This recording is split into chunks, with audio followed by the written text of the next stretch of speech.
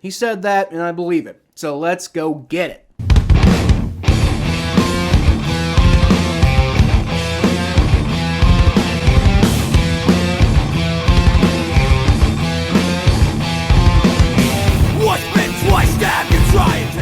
Welcome to the jungle, everyone. I'm Kyle Phelps, and I know that this is the content that y'all came for. That's right, it's the first week of March, and absolutely nothing is going on. Other than the Combine, I suppose, but I mean, like, that's for nerds. Anyway, we're going to do a little experiment this week. We're projecting next year's power rankings and what they're going to look like. I wanted to get this one in before free agency started or before the draft happened. But before we dive into the 2023 power ranking projections, I'd just like to ask that you like this video and subscribe to the channel if you're enjoying the content. It really helps my channel grow and helps you know when all of my content comes out. So anyway, here's a quick overview of what those bottom three categories look like. As always, I'll highlight some of the more interesting bottom feeders here. First, I want to point out the Los Angeles Rams. The second to last Super Bowl champions are all the way down here in tank time already. That's crazy, man. I mean, this is basically the price they had to pay for getting that Super Bowl trophy, right? Now, they got the job done, but now you have no draft picks and you're getting called out for poor treatment of families, nutrition, and training facilities by the NFLPA on the report card. Like, Sean McVay, you honestly should have just retired, bro. How about the New Orleans Saints, man? I know I've got a couple of Saints fans who watch my channel here, so I'm sorry about this, guys. But I just don't see a future for this team at all right now. And how the fuck do you get a F- on nutrition on your grades when you exist in the greatest food city in America? Yikes, man. Finally, I gave the Denver Broncos a pretty significant boost from their last power rankings position, mainly just because, I love the Sean Payton hire. I still think Russell Wilson has a lot of potential, even though he didn't perform well last year. They got to put the right situation around him, I think, and step one is complete.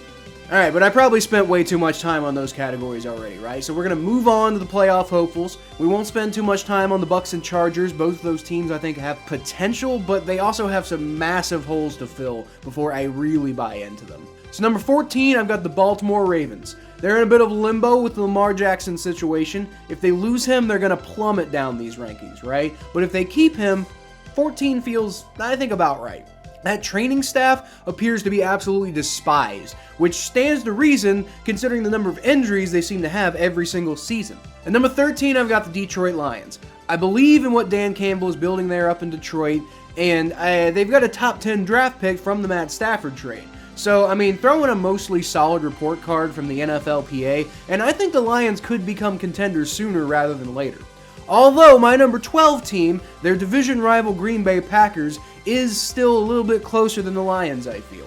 As of right now, we have no indication on that, on whether Aaron Rodgers is coming back, or whether he's going to do another darkness retreat, or whether he's actually insane, or anything like that. So it could be the case that they get their Hall of Fame quarterback back, right? Plus, those NFLPA grades are absolutely immaculate. Their cap situation isn't exactly stellar, but they shouldn't have any issue convincing value free agents to come to town. Finally, at number 11, I'm tentatively putting the Seattle Seahawks up this high. They ranked well on the report card, and they have a great draft pick from the Broncos. So, I mean, maybe Geno Smith time again? It's Geno Smith, I'm a little nervous about that one. Next up, we've got the contenders. I still believe in Tua and Mike McDaniel down there in South Beach, and the Dolphins are ranked well across the board on their report card. So they shouldn't have any issues surrounding Tua with talent. So they make up the rear here at number 10. At number 9, I've got the Jacksonville Jaguars. They came within a couple of really badly timed turnovers of knocking off the eventual Super Bowl champion Kansas City Chiefs on their way to the AFC Championship. I absolutely love what Doug Peterson has done down there in Duval, and I'm really starting to buy into Trevor Lawrence. We all knew he was going to be a great quarterback, but I'm really starting to see it now, right? Number 8, I got the New York Giants. Their quarterback situation is really up in the air right now. We don't know what's going on. Contract talks with Daniel Jones are kind of stalling, so they're most likely going to use the franchise tag on him, which I feel like would be a bit of an overpay on him at this point. And also, it might kind of screw them with Saquon Barkley, too. So, I mean, we'll see on this one. But Barkley was kind of their whole team last year, man. Number 7, I got the Dallas Cowboys, who I think are mostly good with their quarterback situation, right? I mean, Dak definitely isn't the greatest at his position in the league, and he's got his issues, but I think they could do a hell of a lot worse too, right? They also scored extremely well on their report card, so I think the future is bright in Dallas. Finally, at number 6, I've got the Buffalo Bills. I'm still kind of in a show me mode when it comes to Josh Allen. I mean, sure, he's easily a top 10 quarterback, even with the inconsistency. But I don't think he's quite on the level of Patrick Mahomes and Joe Burrow, so, the Bills are kind of banking on him being it, and I don't think he is. Number 5, I got the Minnesota Vikings. I like what Kevin O'Connell is doing there in Minnesota, and Kirk Cousins might not be the greatest solution of all time at quarterback, but that $36 million cap hit doesn't really look too bad by today's standards, and Kirk Cousins is pretty good, right? Plus, they got the highest report card grade in the entire league, so I really feel like, Minnesota could be really scary for years on end here. Number 4, I've got the San Francisco 49ers. They graded well across the board on their report card, and they already have a really talented team. I just kind of worry about the quarterback situation, which is why I don't have them a little bit higher, right? I think Brock Purdy is great, but are they going to give Trey Lance a shot? Is he better than Purdy? I mean, talent-wise, yes, but, is he actually better than Purdy? I don't know.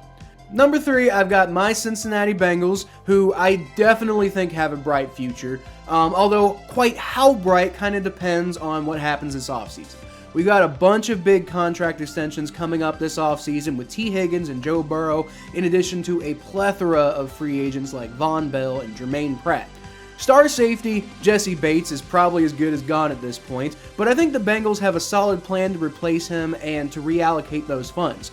The Super Bowl window is Joe Burrow's whole career. He said that, and I believe it. So let's go get it. Number 2, I've got the Super Bowl champion Kansas City Chiefs. What? How could that be? Their report card wasn't exactly encouraging with, grading poorly in nutrition, training facilities, training staff, locker room, and an absolutely abysmal travel grade. But I will say, they still have Patrick Mahomes, so they shouldn't have too many issues attracting free agents just because they don't grade out well. But my number 1 team, the Philadelphia Eagles, came this close. 3 points of winning the Super Bowl. Plus, they graded extremely well in most categories on their report card. I think Jalen Hurts has an extremely bright future, so going forward, I think the Eagles are easily the team to beat in the NFC, and I think they very well might win a rematch if we see another Chiefs-Eagles Super Bowl. But that's all I got for this one, guys. Like I said, we'll see how everything looks after all of the major offseason moves are made, but I wanted to do this speculative one for the sake of contrast before things wildly change over the next few months. Let me know what you guys think in the comments below, and I'll feature the best ones in my next video, like this one from Davis Dull, who said on my final power rankings video from the 2022 season, after the season you should do a next year projection power rankings. I just wanted to give you credit for that idea, Davis. Thanks for sticking around the channel even though I desperately hate your favorite team. Forever. I will never stop, but I will try to be fair.